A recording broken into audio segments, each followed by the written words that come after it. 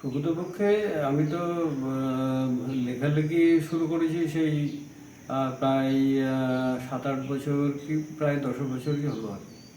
কিন্তু আমার প্রথম বই প্রকাশ হয় 2020-তে, 3টে উপন্যাস নিয়ে, চাকরিজীবী, মঞ্জুরি আর লড়াই। এই চাকরিজীবী উপন্যাসটি কলকাতা তথা পশ্চিমবাংলা এবং ভারতবর্ষের বিভিন্ন সংস্কৃতি এর পটভূমিকায় রচিত। সেখানে আছে লক্ষ লক্ষ যে মানুষ যে ডেলি ওয়েজে নিত্য তাদের জীবিকা অর্জনের জন্য কলকাতায় যায়। সেখানে তাদের সারাদিন যে কীভাবে কাটে এবং সেখানকার কলকাতার যে কালচার, সব মিলিয়ে মানুষের সাধারণ মানুষের সুখ দুঃখের কাহিনী নিয়ে এই কাহিনীটির পটভূমিকা অ্যাকচুয়ালি আমার জন্মস্থান। সেটা হচ্ছে পূর্ববঙ্গের আমার যে জন্মস্থান, জন্মগ্রাম, সেটা হচ্ছে বাজুয়াডা গ্রাম, যশোর জেলার অন্তর্গত। যশোর জেলার বাজুয়াডা গ্রাম, মনিরামপুর থানা। এবং সেখানকার বিখ্যাত নদী হচ্ছে মুক্তেশ্বরী নদী। আর আমাদের স্কুলে, প্রাইমারি স্কুলের নাম ছিল বাজুয়াডা প্রাইমারি বিদ্যালয়। সেই প্রাইমারি বিদ্যালয়ে আমার শিক্ষা শুরু হয় তালপাতায় কালির কাঠকয়লার যে কয়লার কালি দিয়ে আমার লেখা শুরু হয়, পড়াশুনো শুরু হয়।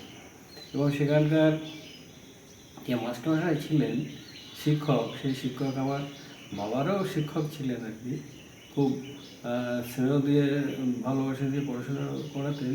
এবং তার আমার কাহিনীর মধ্যে, মঞ্জুরি কাহিনীর মধ্যে তার অনেক নিদর্শন রয়েছে। সেখানে আমার বংশের যে ঠাকুরদা, যিনি ওই অঞ্চলের সবথেকে বলা যায় যে তার কারণ তিনি খুব প্রসিদ্ধ ব্যক্তি ছিলেন। আর প্রায় 100 বছর আগে সেই অঞ্চলের এখন সবথেকে সমৃদ্ধশালী ব্যবসায়ী একটা কেন্দ্রস্থল। এই জন্যে আমার ঠাকুরদা কেদারনাথ পাল ওই অঞ্চলে এখনও লোকে সমাদর করেন, সম্মান করেন। 100-150 বছর পরে এখনও শ্রদ্ধা করে, ভক্তি করে, স্মরণ করে। এবং আমার বাবা প্রণম্য ব্যক্তি এক কথা। প্রণব ব্যক্তি। আমার পিতা যে রঞ্জিত পাল, সেই রঞ্জিত পালও তিনি বাবু হিসাবেই পরিচিত ছিলেন। এবং হিন্দু মুসলমান তার কাছে কোনো ভেদাভেদ ছিল না। সেই মঞ্জুরি কাহিনীতে একটা সামাজিক কাহিনী, সেই সামাজিক কাহিনীতে সেই বাজুয়াডা গ্রাম, কুয়াদাহাট এবং হিন্দু মুসলমানের মধ্যে যে রিলেশন, আন্তরিকতা, সেই সব লড়াই কাহিনী হচ্ছে লড়াই যে কাহিনীটি। এই কাহিনীটি এর মধ্যেও সেই বঙ্গভঙ্গের, মানে পূর্ব পাকিস্তান আর পূর্ব পাকিস্তান ভেঙে যে বাংলাদেশের সৃষ্টি হলো 1971 সালের মুক্তিযুদ্ধ। 1971 সালে যে বাংলাদেশের সৃষ্টি হলো, সেখান থেকে উদ্বাস্তুদের যে সমস্যা, তাদের যে লড়াই করে বাঁচার, জীবনে প্রতিষ্ঠা লাভ করার যে একটা কাহিনী, সেই কাহিনী সেখানে খুঁজে পাওয়া যায়। যার জন্যে এই যে পশ্চিমবঙ্গের তথা ভারতবর্ষের যে কোটি কোটি যে উদ্বাস্তু আছে, তাদের কাছে এই লড়াই কাহিনীটি খুব তারা নিজেদের মতো মনে করে। এবং প্রত্যেকটি উপন্যাস যেহেতু চিত্রনাট্যের আকারে সংলাপের মাধ্যমে রচিত, সেই জন্যে আমার অভিজ্ঞতায় বলে বইগুলো সারা ভারতবর্ষের বিভিন্ন মেলায় বিক্রি হয় এবং বিভিন্ন বিপণন সংস্থা Amazon, Flipkart, exotic India art এবং দিল্লি ডিকি এজেন্সি লিমিটেড এরা মার্কেটিং করে। তাতে করে আমি খুবই ধন্য যে আমার বই দেশ বিদেশে এবং ভারতবর্ষের বাঙালিদের একটা বাঙালি বিশ্বে পাঠকের কাছে গ্রহণযোগ্যতা পেয়েছে। গ্রহণযোগ্যতা লাভ করেছি। তার জন্য আমার পিতামাতার মধ্যে আমি অতটা আমি বলতে পারবো না, কিন্তু আমার যে পুত্রবধূ প্রিয়ঙ্কা পাল, সে একদিন আমার এই লেখালেখি জগতে যে আমার এই পরিচিতি বা আমার সুখ্যাতি, এই সুখ্যাতি ছড়িয়ে পড়ার পেছনে যে একটা আমার নামের একটা মাহাত্ম্য আছে, সেটা আমার এই পুত্রবধূ একদিন আমাকে জিজ্ঞাসা করছে, এ বাবা, তোমার এই নামটা কে দিয়েছিল বলো তো? হ্যাঁ, তাতে করে আমি বুঝতে পারি যে আমার পিতামাতা আমার যে নামটা দিয়েছিলেন, সেই নামের সার্থকতা যাতে থেকে যায় ভবিষ্যতে থেকে যায়। এবং আমার মা শান্তিলতা পাল, তার স্মৃতি রক্ষার্থে আমার বেশিরভাগ বই তার মায়ের স্মৃতিতে, এই তার ফটো। মা আমার খুবই প্রিয় এবং মা শান্তিলতা পালকে আমি আমার বইগুলোর বেশিরভাগই উৎসর্গ করেছি। আমার পিতা রঞ্জিত পাল, উনিও মানে এরকম বিশিষ্ট এবং জ্ঞানী এবং সৎ মানুষ। অন্তত আমি পুত্র হিসাবে না, এটা সকলেই স্বীকার করে, তার জন্য আমি নিজেকে ধন্য করি। আর এই আমার নাতনি আছে, সেটা হচ্ছে অর্ণা পাল। এই অর্ণা পাল বা তার আর একটা নাম আরশি পাল, সে বারাসাত কনভেন্ট স্কুলে পড়ে। সে আমাকে এই বইগুলো পড়ায়, এই গল্পগুলো পড়ায়, সে পড়তে দেয়, আমাকে ধরে এবং আমাকে শাসন করে। এটা আমি আমার একটা নতুন জীবনের একটা অভিজ্ঞতা, একটা আনন্দ উপভোগ করি। এবং সে আমার কাছে দিদিমণি আর আমি তার কাছে ছাত্র। এই অনুভূতিটা আমার কাছে খুব ভালো লাগে। শৈশব কেটেছে কোথায়, ভারতবর্ষে না বাংলাদেশ? অ্যাকচুয়ালি আমি বাংলাদেশে পঞ্চম শ্রেণী পর্যন্ত বাংলাদেশে পড়েছি। প্রথম হচ্ছে কোন স্কুলে পড়াশোনা করতেন? বাজিওয়াটা প্রাইমারি স্কুল, ক্লাস 4 পর্যন্ত। ক্লাস 5-এ কোদা হাই স্কুল। তারপরে এসে হাবড়া মডেল হাই স্কুলে আমি ভর্তি হই। সেই হাবড়া মডেল হাই স্কুলে পড়াকালীন আমি আমার পিসিমার বাড়ি হাটতোয়া, সেখানে আমি আশ্রয় গ্রহণ করি এবং সেখানে থেকে আমার পড়াশুনো কাটে আর কি। পড়াশুনো জগৎ আমার সেখানেই কাটে বেশিরভাগই। হাবড়া চৈতন্য কলেজ থেকে বিএসসি পার্ট 1 পাস করি এবং বঙ্গবাসী কলেজ থেকে, কলকাতার বঙ্গবাসী কলেজ থেকে বিএসসি পার্ট 2 পাস করি। তা সেই হিসাবে আমি চাকরি পাই ভারত সরকারের ডাক বিভাগে, ভারত সরকারের অধীনে সেভিংস ব্যাংক কন্ট্রোল অর্গানাইজেশনে চাকরি পাই। এটা একটা ইন্টারনাল অডিট এবং সেখানে আমি দীর্ঘ 14-15 বছর প্রাদেশিক সম্পাদক হিসাবে দায়িত্ব পালন করেছি। সেই হিসাবে আমি চাকরি জীবনে যথেষ্ট প্রতিষ্ঠিত। 41 বছরের চাকরি জীবন অতিবাহিত করে আমি রিটায়ার করেছি 2020 ফেব্রুয়ারি মাসে।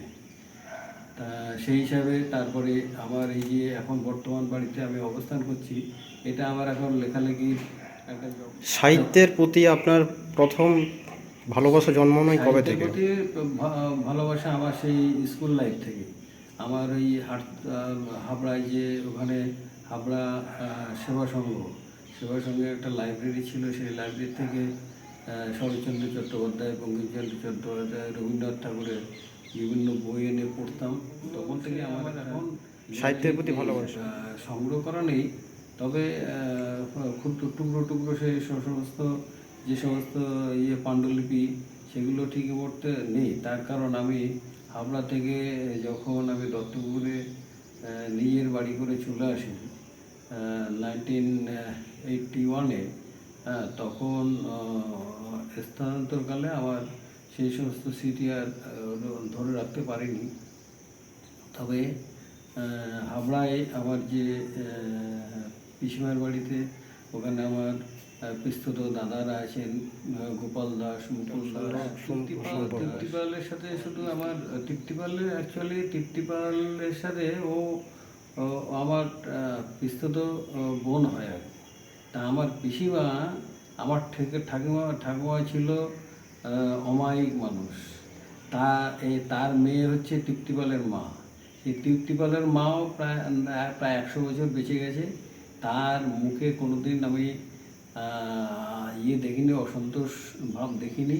তৃপ্তিপালও সেই একই ইয়েটা পেয়েছে, সেই ভাবধারাটা পেয়েছে। তাকে কোনোদিন আমি রাগ করতে দেখিনি। এবং আমার এই জীবনে প্রতিষ্ঠা লাভের পেছনে ইভেন আমার ছেলের পড়াশোনার ব্যাপারেও তৃপ্তিপাল, তার স্বামী কার্তিক পাল একটা আর্থিক সহায়তা করেছিলেন। সেই আর্থিক সহায়তার কথা আমি এখনও স্মরণ করি। এবং ইভেন আমি যখন কলেজে পড়ি, বঙ্গবন্ধু কলেজে কলকাতায়, আমি চাকরি করতে করতে তখন তৃপ্তিপালের বাড়ি মধ্যমগ্রাম, সেখানেও আমি মাঝে মাঝে যেতাম। সেই হিসাবে এখনও এই সাহিত্য জগতে আসার পরেও তৃপ্তিপাল, যেহেতু কবি তৃপ্তিপাল এখন গল্পকার হিসাবে খুব প্রতিষ্ঠা লাভ করেছে, সেই সূত্রে তৃপ্তিপাল এবং আমার মধ্যে এখন একটা তুষারঞ্জন মণ্ডলের সাথে আমার প্রথম সাক্ষাৎ 1977-এ, যখন আমি চৈতন্য কলেজে পার্ট 1 পড়ি। ও তখন হাবড়া চৈতন্য কলেজে পার্ট 1-এ ভর্তি হয়, আমার সাথে পরিচয় হয় এবং আমি ওকে একটা লজিং ঠিক করে দিয়ে আমার পাড়ায়। সেই সূত্রে সেখান থেকেই আমার ওর সাথে সম্পর্ক খুবই ভালো বন্ধু আমার। পরবর্তীকালে যখন আমি সোনারপুরে মেসে থাকলাম, একই জায়গায় দুইজনের আবার মিলন ঘটল। এবং ওর যে যাদবপুরে এখন যে বাড়ি, তার পাটোয়ারি পাড়ায় যে বাড়ি করেছে, সে বাড়ি করার গর্ভধারণ অন্তর্গত সেই বৈবাহিক সম্পর্কের ক্ষেত্রেও আমি আর ও দুজনে মিলে যে একটা যোগসূত্র তৈরি করেছিলাম দুজনের মধ্যে, সেটাও একটা উল্লেখযোগ্য ঘটনা। সেটা এখনও বজায় আছে এবং থাকবে আশা করি। দত্তপুকুর এই অঞ্চলে দীঘা নামক স্থানে একটি সুপ্রতিষ্ঠিত এবং সুপ্রাচীন কালী মন্দিরের আমরা ইতিহাস সূত্রে জেনেছি, বা আমরা সেই মন্দিরে মায়ের দর্শনও করেছি। অষ্টাদশ শতাব্দীর সিদ্ধেশ্বরী কালী মন্দির। তা আপনারই লেখা বিগত 2 বছর আগে বইটি প্রকাশিত হয় ডক্টর প্রশান্ত মুখোপাধ্যায় তার সম্পাদনায়। এখানে আছে বইটা, এখানে আছে। সেই বিষয়ে যদি আপনি এই বইটা একটি কথা বলেন। বইটা আমার লেখা।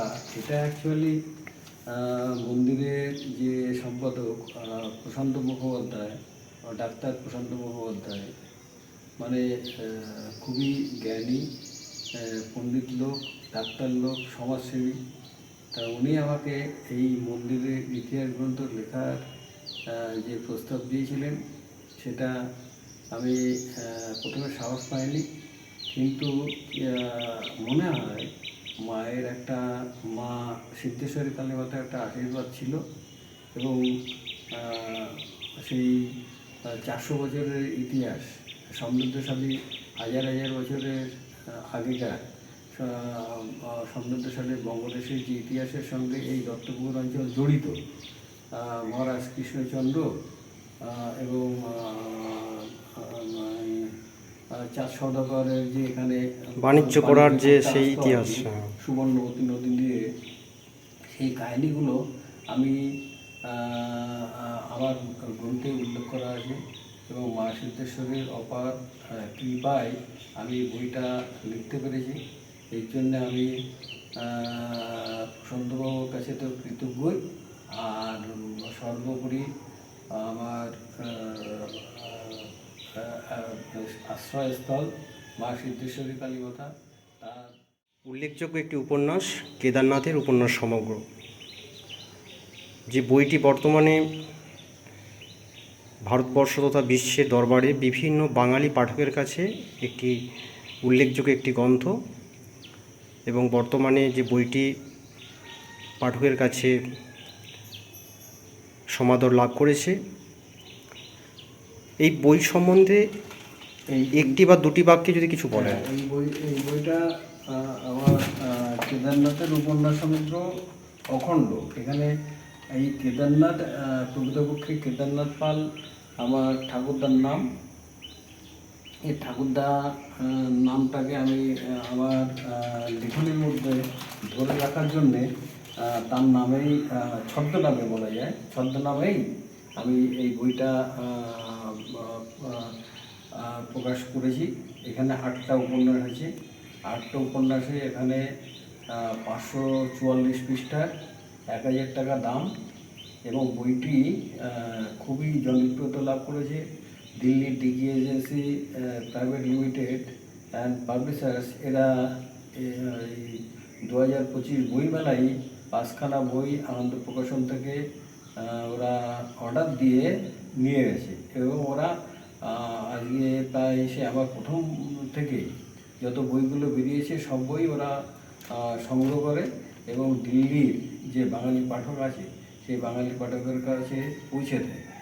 তা আমার একটা অভিজ্ঞতা যে আমার গ্রন্থগুলো এত জনপ্রিয়তা লাভ করার কারণ হচ্ছে, মূল হচ্ছে খুব সরল ভাষায় লেখা, সাধারণ মানুষের সুখ দুঃখের কাহিনী লেখা, আর লেখাগুলো সংলাপের আকারে। অর্থাৎ যে কোনো সিনেমা আর্টিস্ট যদি, চিত্র পরিচালক যদি চলচ্চিত্র তৈরি করতে চায়, তাকে মনে হয় নতুন করে স্ক্রিপ্ট লিখতে হবে না।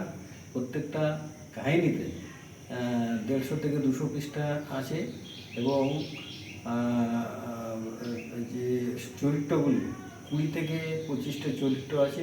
এই জন্যে ইজিলি আমার মনে হয় কখনো যদি কারো নজরে পড়ে বা কোনো চিত্র পরিচালকের দৃষ্টি আকর্ষণ হয়, তাহলে নিশ্চয়ই এই প্রত্যেকটা উপন্যাস চলচ্চিত্রের আকারে একসময় প্রকাশিত হবে। উপন্যাস কেদারনাথের উপন্যাস সমগ্র প্রথম খণ্ডে আছে চাকরিজীবী মঞ্জুরি লড়াই, দ্বিতীয় খণ্ডে আছে মাতৃত্ব কলিকাতা। এই মাতৃত্ব কলিকাতা হচ্ছে উপন্যাসটি, এটা কলকাতা 1971 সালের আগে যে কলকাতা ছিল, সেই কলকাতা পরবর্তীকালে যে নগরায়ণ ঘটল, কলকাতার মানুষ তার বাসস্থানের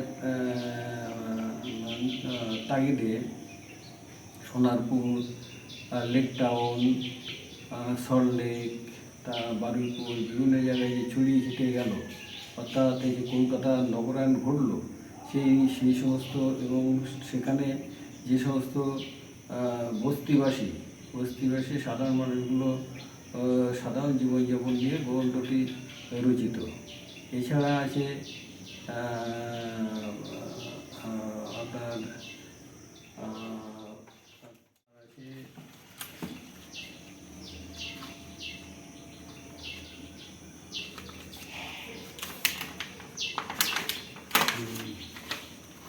আর আছে অস্মিতার গোপাল প্রাপ্তি আছে, গ্রাম থেকে শহর আছে, মর্মান্তিক আছে, কলিকাতা, মাতৃত্ব আগেই বললাম। 8টা উপন্যাস আছে এখানে। আর ছোট গল্প যেটা আছে, ছোট গল্প নিয়ে, এই ছোট গল্পের এই বইটা আমার কাছে খুবই গর্বের ব্যাপার, কারণ এই কেদারনাথের গল্পগুচ্ছ 8টি ছোট গল্প নিয়ে এই বইটা প্রকাশিত হয় 2023-এর 10 জুন, 10ই জুন, যশোর জেলার বাজুডাঙ্গা গ্রামের একটা মুক্তেশ্বরী নদীর তীরে হাজার হাজার মানুষের সমাগম, এবং তাদের আশীর্বাদে আমার এই গ্রন্থটি বাংলাদেশ এবং এই আমাদের পশ্চিমবঙ্গের বিভিন্ন জেলায় যত বই মেলা আছে, এই বইটা এত জনপ্রিয়তা লাভ করেছে, সেটা আমি তার জন্যে গর্ববোধ করি। কেদারনাথের গল্পগুচ্ছ 8টা গল্প আছে এখানে। এবং সেই সাথে আপনার মা সিদ্ধেশ্বরীর মা সিদ্ধেশ্বরী কালী মন্দির, কালী মন্দির এই স্মৃতি বিজড়িত একটি এই বইটা আশা করি এই বইটা সিদ্ধেশ্বরী কালী মন্দিরের মহিমা নিয়ে একটা যাত্রা পালা করার কথা শুনেছি আমি। যদি হয় তাহলে মা সিদ্ধেশ্বরী কালী মন্দিরের মহিমা সারা পশ্চিমবঙ্গ তথা ভারতবর্ষের বিভিন্ন কোণে কোণে ছড়িয়ে পড়বে। তার কারণ প্রতি বছর ওই দীঘা যে সিদ্ধেশ্বরী কালী মাতার যে এই মন্দির অঞ্চলে, সেখানে 23শে জানুয়ারি থেকে 22 কি 23শে জানুয়ারি থেকে প্রায় এক সপ্তাহের একটা অনুষ্ঠান হয়। সেখানে হাজার হাজার লোকের সমাগম ঘটে, ভারতবর্ষের বিভিন্ন অঞ্চল থেকে এবং বিদেশ থেকেও লোক আসে। সেখানে যাত্রাপালা অনুষ্ঠিত হয়। তা যাত্রাপালা যদি এইটা যাত্রাপালা করা হয় তাহলে আশা করি, আমি যেহেতু কর্মচারী সংগঠনের একটা সম্পাদক ছিলাম প্রায় 14-15 বছর, তা সেক্ষেত্রে আমি